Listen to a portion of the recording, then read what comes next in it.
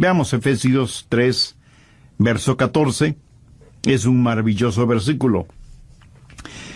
Por esta causa doblo mis rodillas ante el Padre de nuestro Señor Jesucristo. Efesios es una de las epístolas que Pablo escribió desde la prisión. Y podemos imaginarnos al apóstol Pablo ya anciano y en la cárcel, doblando sus rodillas delante de Dios. Y Pablo dice que tiene una razón para eso. Por esta causa doblo mis rodillas. Eso significa que estaba orando, lo cual ilustra muy bien el refrán que dice: las paredes no son la prisión, y las barras de hierro no son la jaula. Su cuerpo estaba en la prisión, pero su alma, sus oraciones se elevaban al cielo. Alguien dijo con mucha certeza y sabiduría que nunca somos más altos que cuando estamos de rodillas. Pablo está en la prisión, aislado, pero dice: por esta causa doblo mis rodillas.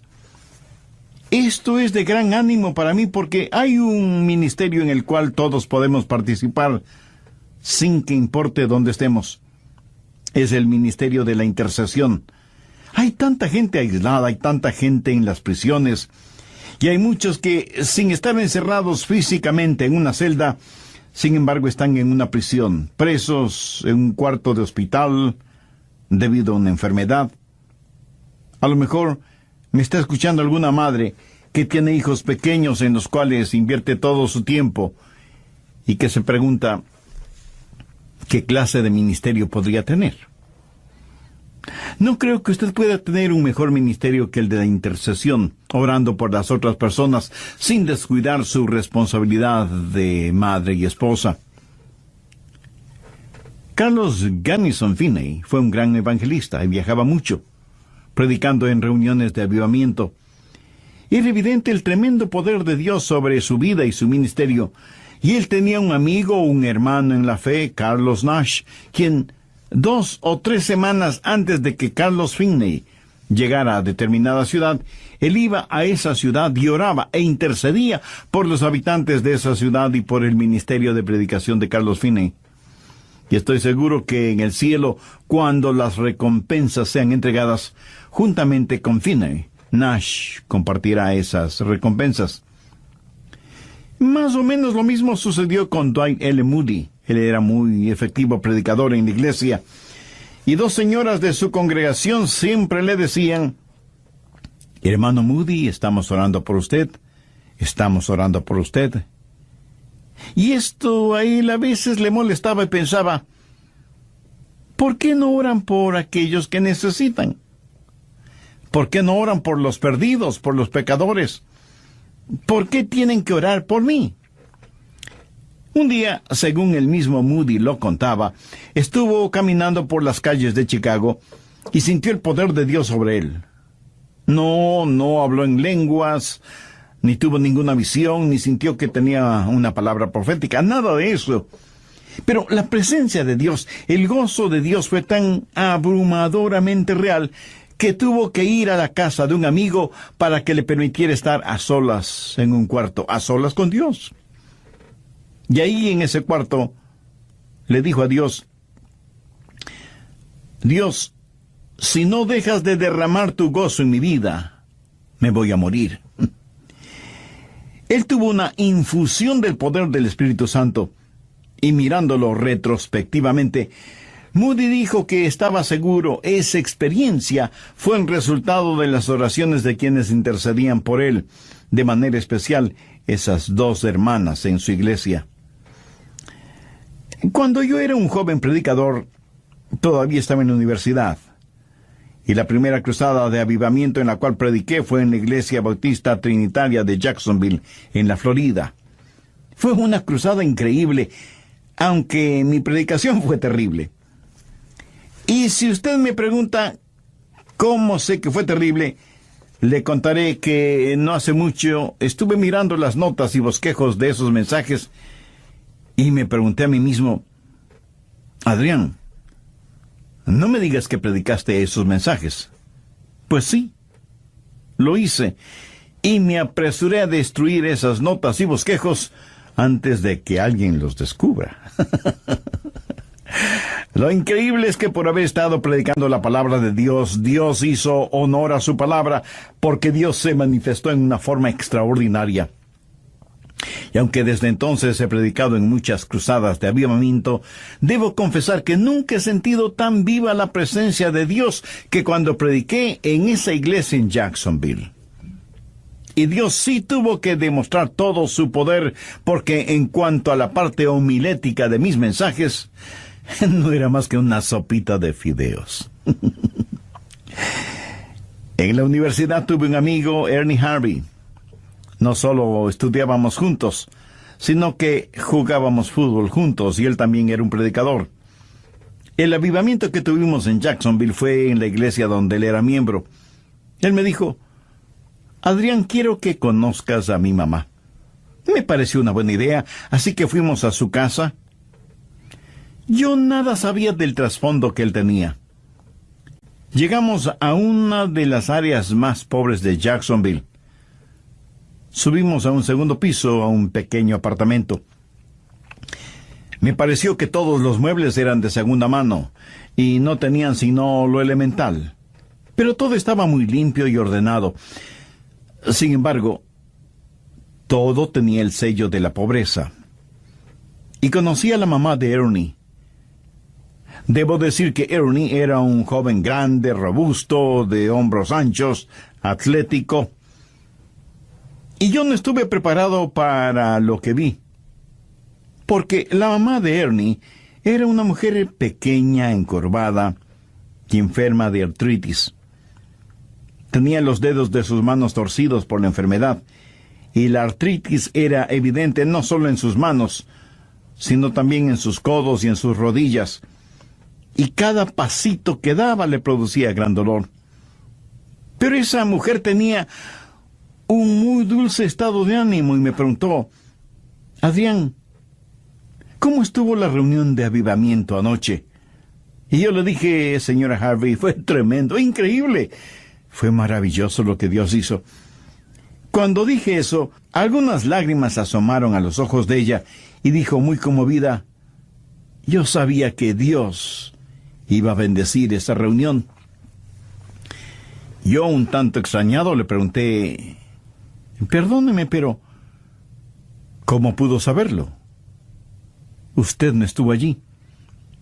Y ella, con una luminosa sonrisa, me contestó: jovencito, todo el tiempo mientras tú estuviste predicando, yo estaba de rodillas orando por ti. Y yo miré a esa pequeña mujer con su cuerpo deformado por la enfermedad, y pensé cuán difícil y doloroso debió haber sido para ella el ponerse de rodillas y permanecer arrodillada orando por mí. Y al considerar mi propio cuerpo, en ese entonces joven y fuerte, no pude sino sentir admiración por Mrs. Harvey y gratitud hacia Dios por el ministerio de intercesión que ella tenía. Cuando estemos en el cielo, muchas de las personas que nosotros creemos serán las primeras, serán las últimas, y muchos de quienes nosotros pensamos que serán últimos, serán los primeros. Y yo creo honestamente que aquellos que son intercesores, aquellos que conforman el ejército de oración, serán parte de la élite de Dios, serán los plutócratas espirituales en el cielo. ¿Qué le parece? Pablo sabía del ministerio de intercesión, está en la cárcel. ¿Y qué es lo que dice? Por esta causa doblo mis rodillas ante el Padre de nuestro Señor Jesucristo. Ahora, muchas veces nosotros no sabemos por qué orar o cómo orar. Uno de los secretos que he aprendido y sigo aprendiendo es el utilizar las oraciones bíblicas y hacerlas mis propias oraciones. Esto no significa que estoy diciendo algo memorizado o verbalizando vanas repeticiones, pero permítame decirle un secreto. Cuando usted sepa lo que el apóstol Pablo oró y aprenda cómo él oró, entonces usted comenzará a orar por otros como el apóstol lo hizo, y sus oraciones tendrán increíble poder porque usted tiene la certidumbre de que está orando una oración bíblica, una oración que honrará al Espíritu Santo. Y esto es especialmente verdad cuando usted ora por sus hijos, su cónyuge, su pastor, sus hermanos en la fe y sus familiares y amigos a quienes trata de influenciar con las buenas nuevas de salvación. El secreto de una oración intercesora fuerte es el enfoque de la oración. Usted debe saber qué está enfocando cuando ora. Muchas personas se enfocan en los problemas en vez de enfocarse en Dios cuando oran. Y esa es la razón por la que nos sentimos desanimados, a veces cansados, y a veces hasta llenos de dudas e incredulidad porque nuestro enfoque al orar no es el correcto. ¿Qué es lo que hizo Pablo? Orar por los efesios. Y lo primero que hace es enfocar el infalible propósito de Dios para ellos. Ahora, cuando Pablo dice, por esta causa, ¿cuál causa? Retrocedamos un poco y leamos Efesios 3, los versos del 8 al 10. A mí, que soy menos que el más pequeño de todos los santos, me fue dada esta gracia de anunciar entre los gentiles el evangelio de las inescrutables riquezas de Cristo y de aclarar a todos cuál sea la dispensación del misterio escondido desde los siglos en Dios, que creó todas las cosas, para que la multiforme sabiduría de Dios sea ahora dada a conocer por medio de la Iglesia a los principados y potestades en los lugares celestiales. Esto quiere decir que debemos mostrar la sabiduría de Dios a todos los seres humanos en la tierra. Y el verso 11 es el verso clave, conforme al propósito eterno que hizo en Cristo Jesús nuestro Señor. Dios tiene un propósito eterno. Y ese propósito eterno trasciende las pequeñas cosas que nos molestan en la actualidad y que comparativamente son insignificantes. El verso 12, refiriéndose al Señor Jesucristo, dice, en quien tenemos seguridad y acceso con confianza por medio de la fe en Él, por lo cual pido que no desmayéis a causa de mis tribulaciones por vosotros, las cuales son vuestra gloria. Por esta causa doblo mis rodillas. Pablo está orando para que ellos, los efesios, sean parte del eterno propósito de Dios. Ahora, la razón por la cual nosotros fallamos mucho en la oración es porque no conocemos la voluntad de Dios. Por ejemplo, cuando alguien está enfermo, oramos, Señor, ten la bondad de sanarlo. O cuando alguien pierde su trabajo, Señor, provéele de trabajo, y así por el estilo. Pero muchas veces realmente no sabemos. Tal vez no es la voluntad de Dios que esa persona sane de inmediato o que encuentre trabajo rápidamente en otro lugar. Tal vez les bendijo con buena salud y buen trabajo y sin embargo, ellos fueron infieles a Dios. O no fueron buenos administradores de lo que Dios les había dado. Tal vez nuestra oración no debe ser, Señor, provéele de trabajo, sino más bien, Señor, ayúdale para que te sea fiel. No lo sabemos. O si están enfermos, oramos para que Dios les restaure la salud. Pero a lo mejor Dios no quiere sanarles. A lo mejor Dios quiere llevarlos al cielo. Y mientras Jesús está orando, Padre, deja que estén conmigo donde yo estoy, para que ellos contemplen mi gloria, nosotros oramos para que los deje. Seamos honestos. Muchas veces nosotros no sabemos la voluntad de Dios. Cuando oro por mis hijos, y trato de hacer eso todos los días, yo digo, Dios, ayúdales para que permanezcan en tu eterno propósito. Yo sé que esa es la voluntad de Dios y no tengo que estar adivinando al respecto. Y puedo orar por eso con la absoluta certeza de que esa es la voluntad de Dios, que permanezcan en su propósito eterno. Y esa es la razón por la cual la verdadera oración debe estar unida al estudio bíblico para saber cuál es el eterno propósito de Dios para nuestros hijos y para nosotros mismos. Ahora, pudiera ser que yo no sepa cómo orar por la universidad a la que mis hijos irán o por el trabajo que necesitarán, pero sí puedo orar con fe y decir, querido Dios, en el nombre de Jesús, ayuda a cada uno de mis hijos y nietos para que sean parte de tu propósito eterno. Por esta causa, yo doblo mis rodillas. Pero no solo se debe enfocar en el infalible propósito de Dios para ellos, sino también en la inagotable provisión para ellos. Veamos lo que dice Pablo en Efesios 3:16. Para que os dé conforme a las riquezas de su gloria.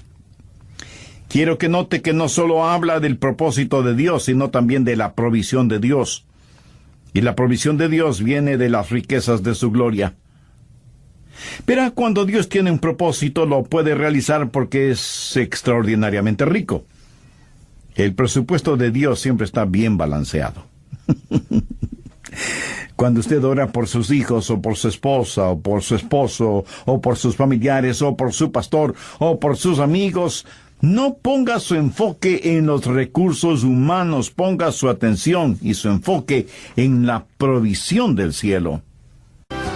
Alguna vez escuché a alguien decir, aquellos que tienen vida eterna nunca experimentarán las crisis de la mitad de la vida, porque no existe ninguna crisis en la vida eterna. Me gusta eso. Usted nunca tendrá ninguna desesperación de la ancianidad, porque en la vida eterna no hay tal cosa como la vejez. Dios tiene un propósito eterno y una inagotable provisión. Y la Biblia dice que Él nos dará conforme a las riquezas de su gloria. ¿Por qué cosas debemos orar? Veamos Efesios 3, los versos del 16 al 19. Para que os dé conforme a las riquezas de su gloria, el ser fortalecidos con poder en el hombre interior por su espíritu, para que habite Cristo por la fe en vuestros corazones, a fin de que, arraigados y cimentados en amor, seáis plenamente capaces de comprender con todos los santos cuál sea la anchura, la longitud, la profundidad y la altura, y de conocer el amor de Cristo que excede a todo conocimiento, para que seáis llenos de toda la plenitud de Dios. Y él, o sea, Pablo, doblando sus rodillas, oraba por esto. ¿Alguna vez usted ha orado de la misma forma por los suyos? Para que Cristo more en sus corazones por la fe. Y algunos me dirán, pero pastor, ¿no está Él ya en nosotros? ¿Por qué pedir que Dios habite en el corazón de alguien que ya ha sido salvado? Escuche, los efesios ya eran salvos. Pablo escribe a la iglesia y no está hablando acerca de la salvación porque Cristo ya era su Salvador. Pero la palabra habitar significa tener un control fijo. Conlleva la idea de ser el propietario indiscutido e indiscutible. En realidad lo que está diciendo es, yo no quiero que el Señor sea solo Salvador. Quiero que sea el soberano. No quiero que Cristo tenga solo un lugarcito en sus corazones. Quiero que Él tenga la preeminencia en sus vidas. Que Él habite, sea el dueño de casa y esté en control de todo. Hace años leí una historia de un hombre en Inglaterra, se llamaba Sir Juan Ramsden, y él era un hombre muy rico. Y había un pequeño pueblito, Huddersfield, y Sir Juan Ramsden comenzó a comprar propiedades en ese pueblito, hasta que finalmente fue el dueño absoluto de todo el pueblo. Pero había un anciano cuáquero que tenía su casita casi en la mitad del pueblo y no quería venderla. Sir Ramsden vino y le dijo, quiero comprar tu propiedad. Señor, mi propiedad no está a la venta. Sir Ramsden insistió, te pagaré lo que me pidas por ella. Y el anciano le dijo, no es cuestión de dinero, sencillamente mi propiedad no está de venta. Mira, anciano, te cubriré de riquezas si me vendes tu propiedad. Y el hombre le contestó, ¿y qué voy a hacer con las riquezas si ya no tengo mi propiedad? Esto enojó tanto a Sir Ramsden que, de acuerdo al relato que leí, dio media vuelta para irse, cuando el viejo cuáquero le dijo: «Recuerde, Sir Ramston, que este pueblito de Huddersfield nos pertenece a los dos».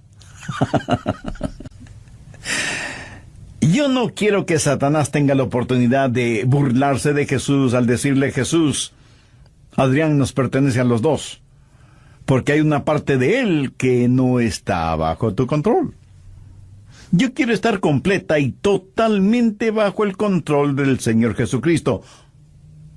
Y por eso oraba Pablo por los efesios, para que Cristo habitara por completo en el corazón y la vida de ellos. ¿Por qué Pablo quería esto? Para que el poder de Dios se manifestara en ellos. Miremos nuevamente el verso 16. «Para que os dé, conforme a las riquezas de su gloria, el ser fortalecidos con poder en el hombre interior por su espíritu». ¿Cuántas veces usted ora por eso? Generalmente oramos por fortaleza para aquellos que amamos, pero rara vez oramos por la fortaleza interior del ser espiritual. En las iglesias, la mayoría de las oraciones son por necesidades físicas, de salud, y se oyen nombres de enfermedades que ni siquiera sabíamos que existían. ¿Cuándo ha escuchado a alguien decir: «Oremos por tal o cual hermano o hermana para que puedan ser fuertes en el espíritu»? Y esto es precisamente lo que pedía Pablo para los efesios: «Para que os dé, conforme a las riquezas de su gloria, el ser fortalecidos con poder en el hombre interior por su espíritu». ¿No sería esa una maravillosa oración por usted y por mí? ¿No sería extraordinario que oráramos de esa manera los unos por los otros? Esa es la voluntad de Dios. No tengo que preguntar cuál es su voluntad. No tengo que estar adivinándola. Esta es una gran oración. Y da profunda confianza al orar por algo que usted sabe es absoluta y totalmente la voluntad de Dios para sus hijos, que ellos puedan ser fortalecidos con poder en el hombre interior por su espíritu. Pablo está orando por la incomparable presencia de Dios, para que Cristo habite por fe en vuestros corazones. ¿Para qué? Primero, para que tengan poder. Y segundo, para que Jesús sea precioso para ellos. ¿Y para qué más? Bueno, leamos nuevamente las palabras de Pablo: «A fin de que, arraigados y cimentados en amor, seáis plenamente capaces de comprender con todos los santos cuál sea la anchura, la longitud, la profundidad y la altura, y de conocer el amor de Cristo, que excede todo conocimiento». Se cuenta que en España, durante la época de la Inquisición, cuando abrieron la celda de un determinado prisionero, lo único que encontraron fue el esqueleto del preso y unos cuantos garabatos en la pared. Los inquisidores entraban muchas veces en esas celdas y mataban a aquellos que no renunciaban a su fe en Cristo. Muchos de los hugonotes franceses y otros creyentes en Cristo fueron martirizados durante la Inquisición por su amor por Cristo. Así que encontraron ese esqueleto en la celda. Pero ese preso, mientras tuvo vida, había grabado de alguna manera y con alguna cosa una cruz en la pared de su celda. Arriba, en la cruz, había escrito altura. A los pies de la cruz, profundidad. Hacia un lado, anchura. Y hacia el otro lado, longitud. Ese preso seguramente sabía de memoria Efesios 3:18, a fin de que, arraigados y cimentados en amor, seáis plenamente capaces de comprender con todos los santos cuál sea la anchura, la longitud, la profundidad y la altura, y de conocer el amor de Cristo, que excede todo conocimiento. El amor de Dios incluye a todos, nunca termina, sus riquezas son inagotables y su amor nos eleva hasta la gloria. Pablo está diciendo: hermanos, estoy arrodillado orando por ustedes, para que Cristo habite por fe en sus corazones, para que puedan ser fortalecidos interiormente y sus ojos espirituales sean abiertos, para que puedan ver el increíble amor de Dios. Usted ora en base del infalible propósito de Dios y en base de la inalterable provisión de Dios. Y ora en base a la indiscutible presencia de Dios. Pero también debe orar en base a las ilimitadas posibilidades de Dios. Y esto es realmente emocionante. Al menos lo es para mí. Veamos lo que dice Efesios 3:20. Y aquel que es poderoso para hacer todas las cosas mucho más abundantemente de lo que pedimos o entendemos, según el poder que actúa en nosotros. Cuando oramos, necesitamos enfocarnos en estas ilimitadas posibilidades, no en los problemas ni en las dificultades. Escuche, ninguna oración enunciada por usted puede exceder el poder de Dios. Pero muchas veces los planes de Dios exceden nuestras peticiones y necesitamos mirar más allá de nuestras posibilidades humanas. Necesitamos entender este versículo muy cuidadosamente, porque si no lo hacemos así, podemos dejar de ver que Dios está contestando nuestra oración y no sabemos qué es. Porque la Biblia dice que Él es poderoso para hacer todas las cosas mucho más abundantemente de lo que pedimos o entendemos. Así que podemos pedir una cosa y pudiera ser que Él nos dé algo diferente. Porque no tenemos la mentalidad para pedir aquello que realmente necesitamos. Y por eso terminamos pidiendo lo que no queremos. Alguien escribió lo siguiente: pedí a Dios fortaleza para poder triunfar. Dios me hizo débil para que pueda obedecer. Le pedí salud para realizar grandes cosas. Dios me dio enfermedad para que haga mejores cosas. Le pedí riquezas para poder ser feliz. Dios me dio pobreza para que pueda ser sabio. Le pedí poder para ser alabado por los hombres. Dios me dio humildad para que sienta mi necesidad de Él. Le pedí todas las cosas para gozar de la vida. Dios me dio la vida para que goce de las cosas. No recibí nada de lo que pedí o de lo que esperé. Pero Dios contestó todas mis oraciones. Y le alabo. Hermoso, ¿verdad? Quien quiera que escribió esto tuvo mucha sabiduría y obviamente supo que Dios es poderoso para hacer mucho más abundantemente de lo que pedimos o entendemos. Veamos rápidamente Romanos 8:27. Mas el que escudriña los corazones sabe cuál es la intención del Espíritu, porque conforme a la voluntad de Dios intercede por los santos. Cuando usted ora y dice: Dios, sé que tú eres poderoso para hacer todas las cosas, que ni siquiera puede empezar a comprenderlo. No solo eres poderoso para hacerlo, sino para hacerlo abundantemente. Y no solo para hacerlo abundantemente, sino aún más allá de lo que te pido o entiendo. Y eso, mi amigo, es algo realmente grande.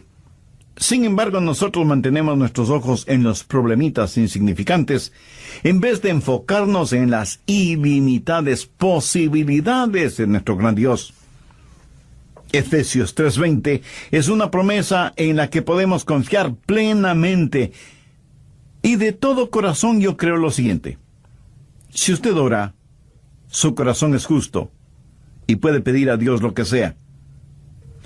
Y si Dios no le da lo que usted le ha pedido, Él le dará algo mucho mejor de lo que pidió, porque Él es poderoso para hacer todas las cosas mucho más abundantemente de lo que pedimos o entendemos. Por lo tanto, que su enfoque sea siempre en las ilimitadas posibilidades de Dios.